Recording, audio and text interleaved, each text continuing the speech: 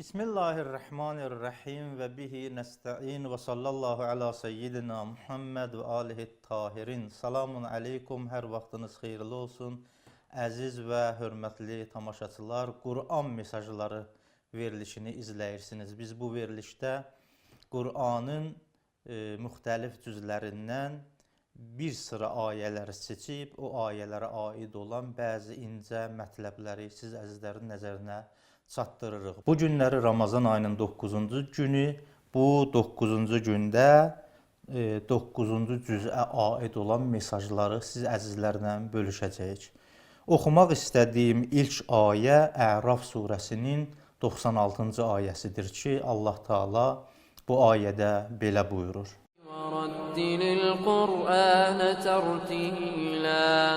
ولو أن أهل القرى آمنوا واتقوا لفتحنا عليهم بركات من السماء والأرض ولكن كذبوا فأخذناهم بما كانوا يكسبون ورتل القرآن ترتيلا Əgər şəhər və yaxud kənddə yaşayan insanlar iman gətirib təqvalı olsalar, onlara yerin, göyün bərəkətini açarıq. Lakin bunlar təksib etdilər və onların bu təksibinin müqabilində biz onlara əzab nazil elədik. Bu ayənin ən önəmli mesajı bundan ibarətdir. Əgər istəyirik Allah Taalanın bərəkəti göydən və yerdən bizim üzərimizə nazil olsun, iman gətirib təqvalı olaq. Yəni həqiqətdə iman gətirmək və təqvalı olmaq ki, təqvalı həqiqətdə insanın öz vəzifələrinə əməl etməsidir. Bu surətdə biz eləyə bilərik Allahın bərəkətini öz üzərimizə nazil elətdirək. Allah Taala bu ayədə buyurur ki: "Vələv enne əhləl qura amenu vettəqəv." Əgər insanlar, bu yerdə, şəhərlərdə, kəndlərdə yaşayan insanlar iman gətirib təqvalı olsaydılar, ləfətəhna aleyhim. Mütləq şəkildə açardıq onlara bərəkatin minəs-səmai vəl-ərz, yerin və göyün bərəkətlərini. Pəs əgər hal-hazırda yerin, göyün bərəkəti çəkilibsə, biz bilməliyik ki, bunun səbəbi imansızlığımız və təqvasızlığımızdır. Allah Taalanın vədəsi haqqdır. Əgər imanlı olub təqvaya riayət etsək, yerin, göyün bərəkəti mütləq bizim üzərimizə yağmalıdır. 9-cu cüzə aid olan digər bir ayə Əraf surəsi ki, Allah Taala bu ayədə belə buyurur.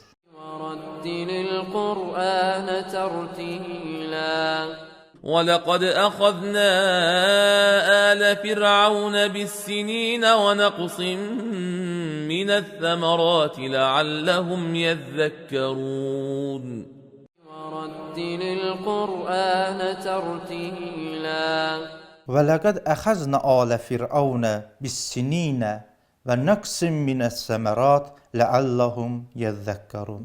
Həqiqətən biz Firon ailəsini, yəni Firona tabi olanları qıtlıq vasitəsilə və həmçinin meyvənin, tərəvəzin, bitkilərin az məhsul verməyinin vasitəsilə cəzalandırdıq, bəlkə onlar xatırlayalar və öz batil yollarından əl çəkələr. Bu ayənin mənası nədir? Firon ailəsinin ən önəmli mənfi xüsusiyyəti onların Allaha şərik qərar verməsi və onların günaha aludə olmasıdır.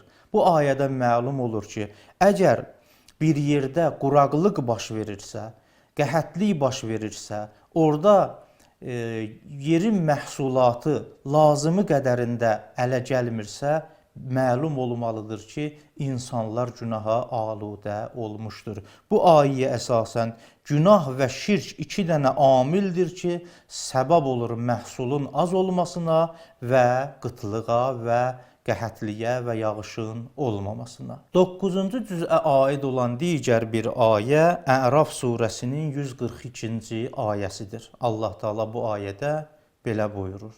ورتل القرآن ترتيلا وواعدنا موسى 30 ليلة وأتممناها ب10 فتم ميقات ربه 40 ليلة وقال موسى لأخيه هارون اخلفني في قومي وأصلح ولا تتبع سبيل المفسدين ورتل القرآن ترتيلا Biz Musaya 30 gecə vədə verdik və biz o 30 gecəni 10 günlə də əlavə olaraq tamamladıq.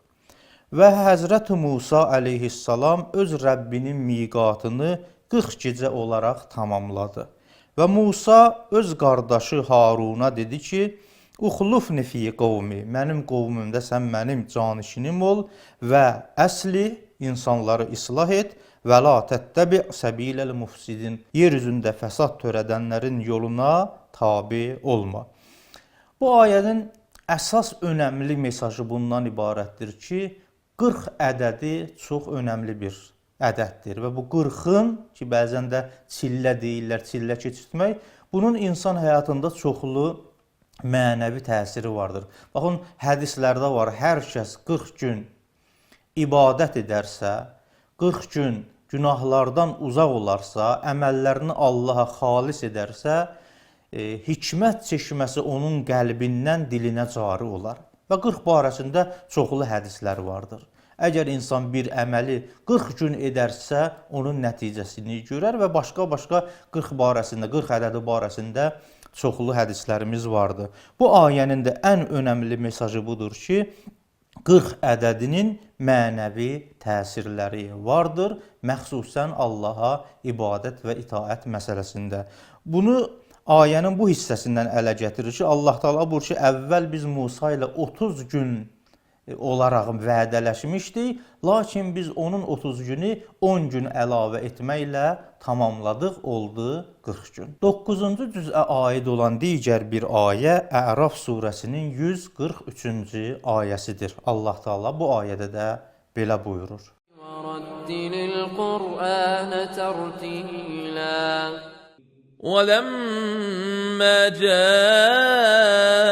موسى لميقاتنا وكلمه ربه قال رب أرني أنظر إليك قال لن تراني ولكن انظر إلى الجبل فإن استقر مكانه فسوف تراني فلما تجلى ربه للجبل جعله دكا وخر موسى صعقا فلما أفاق قال سبحانك تبت إليك وأنا أول المؤمنين ورتل القرآن ترتيلا Bəxti ki, Musa bizim miqatımıza gəldi və Allah Taala onunla danışdı. Qalə, Musa belə dedi: Rabbi ərini ənzur iləyk. Ey mənim Rəbbim, özünü mənə göstər ki, mən sənə baxım. Qalə, Allah Taala buyurdu: Lən tərani. Ey Musa, sən məni görməzsən, lakin istəyirsən dağa bax. Əgər dağ öz məkanında qalarsa, onda bəlkə də məni görə bildin. Fələmma təcəllə Rabbuhu lil-cəbəl.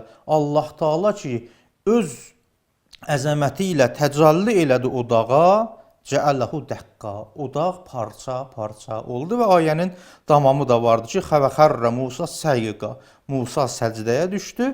Fələmmə əfaqa özünə gəldikdə qalə subhanək dedi, ey mənim Rəbbim, sən pak-ı pakizəsən, nöqsanlardan uzaqsan, tubtu iləykə, mən tövbə elədim sənin tərəfə və ənə əvvəlül müminin, mən sənə iman gətirənlərin ən əvvəlincisi olarım. Baxın, bu ayənin zahiri mənası idi, tərcümə elədim. Bu ayənin ən önəmli mesajı bizə çatdırdığı mətləb budur ki, öz qüdrətimizdən, öz zərfiyyətimizdən artığını heç vaxt tələb eləməyək. və bunun azı nəticəsi ola bilər. Həzrəti Musa əleyhissalam o əzəmətli, əlbəttə bu ayənin təfsirində vardı. Həzrəti Musa əleyhissalam gözəl bilirdi ki, Allah görünən bir varlıq deyil, cisim deyil. Bu peyğəmbərdir, özü də ulul əzm peyğəmbərlərdən.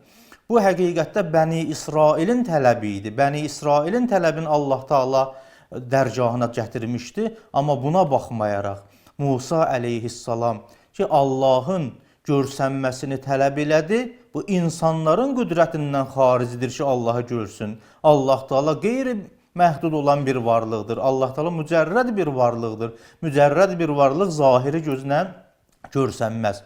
Amma hər halda bu qeyri-mümkün olan və insanın qüdrətindən xaric olan bir şeyi istədiyi üçün bunun nəticəsi bu oldu ki, dağa Allah Taala öz mübarək varlığı ilə bir nəzər etdikdə o dağ parça-parça oldu və Həzrəti Musa bihuş olub yerə düşdü. Bu ayənin bizə öyrətdiyi mesaj qeyd elədiyim kimi budur ki, heç vaxt öz qüdrətimizdən xaric, öz təvanımızdan xaric olan şeylərin dalıyca getməyək. 9-cu cüzə aid olan digər bir ayə Əraf surəsinin 146-cı ayəsidir ki, Allah Taala bu ayədə belə buyurur. وَرَتِّلِ الْقُرْآنَ تَرْتِيلًا سأصرف عن آياتي الذين يتكبرون في الأرض بغير الحق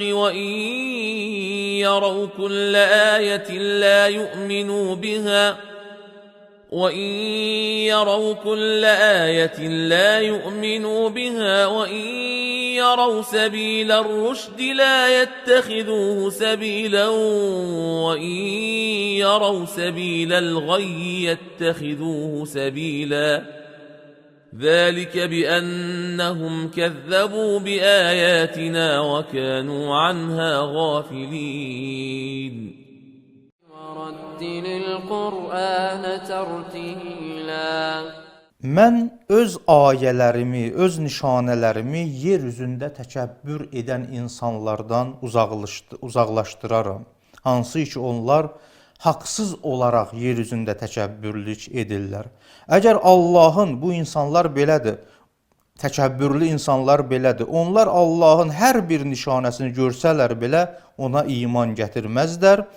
Əgər hidayət yolunu görsələr, o hidayət yolunu bir yol olaraq seçməzlər, amma batil və azğınlıq yolunu görsələr, onu özləri üçün yol seçərlər. Bunun səbəbi budur ki, onlar bizim ayələrimizi təksib ediblər və bizim ayələrdən qəflətdədirlər. Bu ayənin ən önəmli mesajı bundan ibarətdir. Bir şəxs ki, özünü böyük görür, terminoloji baxımdan desək, yəni təkəbbür və mütəkəbbir bir insandır. Belə bir insan haqq yoluna tabi olmaz. Baxın ətrafınızda olanlar, o kəslərin ki, zərrə qədər təkəbbürçülüyü vardır, özlərini böyük bilirlər, özlərindən başqalarına yuxarıdan aşağı baxırlar, bunlar olur təkəbbür, təkəbbür əhli hidayət yolundan uzaqdılar. Elə ən böyük mesajı da budur ki, təkəbbür sifətini özümüzdən uzaqlaşdıraq. Əks təqdirdə biz Allah yolunda, hidayət yolunda qədəm ata bilmərik. 9-cu cüzə aid olan digər bir ayə Əraf surəsinin 168-ci ayəsidir. Allah Taala bu ayədə belə buyurur.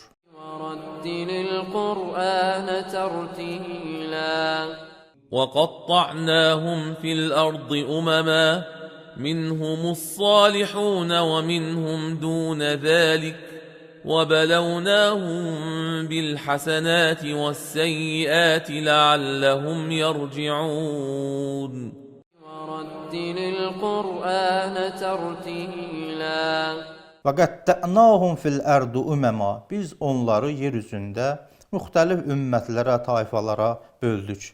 Onlardan bir dəstəsi salihun, əməli salih insanlardır. Bir dəstəsi isə əməli salih deyirlər. Biz onların hamısını gözəlliklər və pisliklər vasitəsində imtahan etdik. Bəlkə onlar Allah dərgahına qayıtsın. Bu ayənin ən önəmli mesajı bundan ibarətdir ki, əgər Allah Taalanın xüsusi nemətləri bizim halımıza şamil olubsa, qürurlanmayaq. Bu həqiqətdə imtahan vasitəsidir. Əgər hər hansı bir insanın həyatında problemlər var, müşküllər var, çatışmayan cəhətlər vardır, bu da narahat olmasın.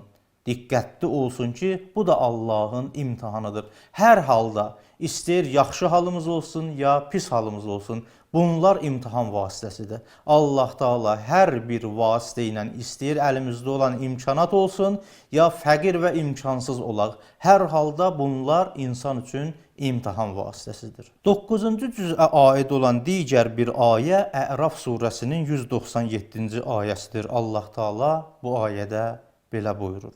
وَرَتِّلِ الْقُرْآنَ تَرْتِيلًا والذين تدعون من دونه لا يستطيعون نصركم ولا أنفسهم ينصرون وَرَتِّلِ الْقُرْآنَ تَرْتِيلًا O kəslər ki, Allahdan başqasını çağırırlar, onlar qüdrətləri yoxdur sizə kömək etsinlər. Hətta özlərinə belə onlar kömək edə bilməzlər. Allahdan başqa hər hansı bir varlıq olursa olsun, o zaman bütlər idi. Məqsəd bütlər idi, onlar bütlərdən kömək istəyirdilər. Amma büt bir dənə simvoldur. Həl-hazırda da, müasir dövrümüzdə də hər kəs Allahdan başqasına ümid bəsləsə, Allahdan başqasından kömək istəsə, bilin ki, həqiqi kömək edən yalnız və yalnız Allahdır. Allahdan başqası əgər bizə bir yaxşılıq edirsə, kömək edirsə, əlimizdən tutursa, bu Allahın cunudu hesab olur. Yəni Allah Taalanın feyz vasitəsi hesab olunur. Heç bir varlığı, Allahdan başqa heç bir varlığı müstəqil olaraq özümüzə köməkçi, əlimizdən tutan hesab etməyək. Allahdan başqa bütün varlıqların hamısı Allaha möhtacdır. 9-cu cüzə aid olan digər bir ayə Əraf surəsinin 200-cü ayəsidir. Allah Taala bu ayədə belə buyurur.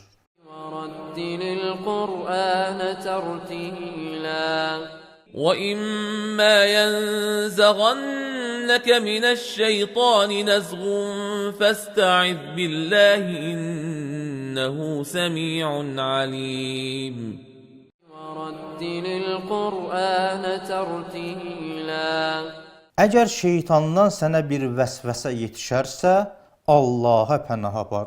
Həqiqətən Allah Taala eşidən və biləndir. Bu ayənin də çox önəmli mesajı vardır. O mesaj bundan ibarətdir ki, harda hiss elədin artıq burada şeytan qədəm atıb səni yolundan azdırmaq istəyir, vəsvəsə edərək Allahın bəyənmədiyi, xoşlamadığı günaha tərəf səni çəkmək istəyir, orada həqiqi mənada Allaha pənah apar. Bəli, dildə də deyə bilərsən, Əuzu billahi minəşşeytanirrəcim, Allaha pənah aparıram qovulmuş şeytanın şərrindən. Əmələn də bunu et. Yəni dildə Allahı zikr et və bunun kənarında o günahdan da çəkin. Şeytan qədəm-qədəm insanı günaha yaxınlaşdırmaq istəyir. Harada hiss elədin artıq günaha meyillisən, orada Allaha pənah aparmalısan. 9-cu cüzə aid olan digər bir ayə Əraf surəsinin 204-cü ayəsidir. Allah Taala bu ayədə belə buyurur. وَرَتِّلِ الْقُرْآنَ تَرْتِيلًا وَإِذَا قُرِئَ الْقُرْآنُ فَاسْتَمِعُوا لَهُ وَأَنصِتُوا لَعَلَّكُمْ تُرْحَمُونَ وَرَتِّلِ الْقُرْآنَ تَرْتِيلًا Qur'an oxunduğu zaman Qur'ana qulaq asın və sakit olun, bəlkə sizə rəhm olundu, bəlkə siz rəhim olunmuşlardan olasınız. Bu ayənin demək olar ki, ən önəmli məsələsi bundan ibarətdir. Əgər bir yerdə, məsciddə, bir məclisdə Qur'an oxunursa, bizim ilk vəzifəmiz o Qur'ana qulaq asmaqdır. Əgər qulaq asmasan da belə, gərək sükuta riayət edəsən, bu Qur'an üçün, Allah kəlamı üçün bir hörmət hesab olunur. Ya Qur'an oxunan zaman biliriksə, biz də Qur'an oxuyaq. Əgər oxuya bilmiriksə, qulaq asaq. Qulaq asmaq da istəmiriksə, ən azından sakit olaq, danışmayaq, Qur'anın hörmətini saxlayaq. 9-cu cüzə aid olan digər bir ayə Ənfal surəsindəndir. Ənfal surəsinin 29-cu ayəsi. Allah Taala bu ayədə belə buyurur. وَرَتِّلِ الْقُرْآنَ تَرْتِيلًا يا أيها الذين آمنوا إن تتقوا الله يجعل لكم فرقانا ويكفر عنكم سيئاتكم ويغفر لكم والله ذو الفضل العظيم وَرَتِّلِ الْقُرْآنَ تَرْتِيلًا Ey iman gətirənlər! Allahdan qorxsanız, təqvalı olsanız, Allah Taala sizə haqqı batildən ayıran bir qüvvə əta edər. Sizin günahlarınızın üstünü örtər və sizi bağışlayar. Həqiqətən Allah Taala əzəmətli və böyük fəzl sahibidir. Bu ayənin ən önəmli mesajı həqiqətdə təqvanın bir neçə səmərəsidir. Əgər insan həqiqi mənada Allahdan qorxub təqvalı olarsa, bilsin ki, Allah Taala ona elə bir qüvvə verər ki, qüdrət verər ki, nəyin haqq, nəyin batıl olmağın rahat şəkildə müəyyən edə bilər. Və həmçinin həyatımızda hər hansı bir günah etmişiksə, Allah Taala o günahların üstünü örtər və bizi bağışlayar. 9-cu cüzə aid olan digər bir ayə Ənfal surəsinin 33-cü ayəsidir. Allah Taala bu ayədə belə buyurur. وَرَتِّلِ الْقُرْآنَ تَرْتِيلًا وما كان الله ليعذبهم وأنت فيهم وما كان الله معذبهم وهم يستغفرون وَرَتِّلِ الْقُرْآنَ تَرْتِيلًا Ya Peyğəmbər, nə qədər ki sən bu müsəlmanlar arasındasan, Allah Taala onları əzab etməz, onlara əzab göndərməz. Həmçinin nə qədər ki onlar etdiyi günahlardan sonra istiğfar edib Allahdan bağışlanmaqlarını istəyirsə, bu halda da Allah Taala onları əzab etməz. Bu ayənin ən önəmli mesajı budur ki, biz məsum deyilik. Əgər həyatımızda bir günaha mürtəkib olduq, dərhal peşman olub Allahdan bağışlanmağımızı istəyək. Çünki hər bir günahın ola bilər nəticəsi əzab olsun. Elə bu dünyanın özündə. O günahın əzabı bu dünyada halımıza şamil olmasın və acı nəticəsi axirətdə halımıza şamil olmasın deyə əgər günah edəriksə, əvvəl gərək günah etməyək. Əgər etdik, şeytan vəsvəsə elədi, nəfsimizə allandıq, dərhal istiğfar edək ki, o günahı yazan mələk artıq əməl dəftərimizə o günahı yazmasın. Nə qədər ki, bu ayənin əsas mesajı budur. Nə qədər ki, günahlarımızdan sonra istiğfar etmişik, Allah Taala bizi əzab etməz. Hamınızı Allaha tapşırıram. Vəssalamu aleykum və rəhmətullahi və bərəkatuhu.